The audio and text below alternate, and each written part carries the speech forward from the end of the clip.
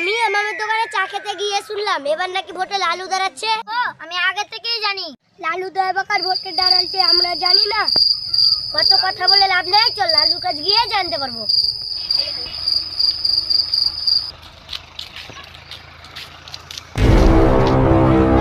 লালু ভাই বাড়িতে আছো? বাড়ি থেকে বের হও তো। কে রে? কে? শুনছি নাকি তুমি আবার ভোটে দাঁড়িয়েছো। হ্যাঁ রে ভাতিজা, হ্যাঁ এবারও আমি ভোটে দাঁড়িয়েছি। আগেবার তো কিছু করে দিতে পারিনি, দেখি তোদেরকে এবার কিছু করে দিতে পারছি কি। পরের বার তো কিছু করে দিতে পারিনি, দেখি কিছু করে দিতে পারি কি এবার তোদেরকে। আমাদেরকে কিছু না জানিয়ে তুমি এবার ভোটে দাঁড়িয়ে গেছো। আরেকবার ভোটে কার বলে পাস হয়েছো? আমার বলে।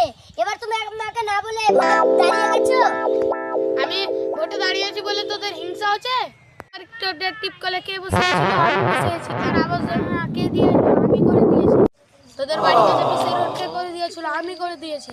আগেবার তুই যে পিসি রোড, টিপকল, আবাস যোজনা দিয়েছি, তোর বলে দিয়েছি, সব সরকারি টাকা দিয়েছি। তাহলে এবার আমরা মিছিল করব, আমরা ভোটে দাঁড়াবো। হ্যাঁ মিছিল করব।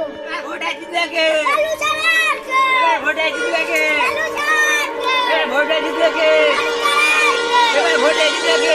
এবার ভোটে জিতবে কে? সুরা চালাকে। এবার ভোটে জিতবে কে? সুরা চালাকে। এবার ভোটে জিতবে কে? সুরা চালাকে।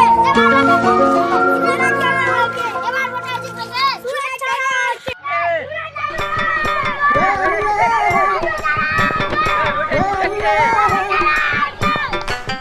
ছিলাম ট্রেন পিদি তুই ভোটে যা আরেকবার ভোট যাবি।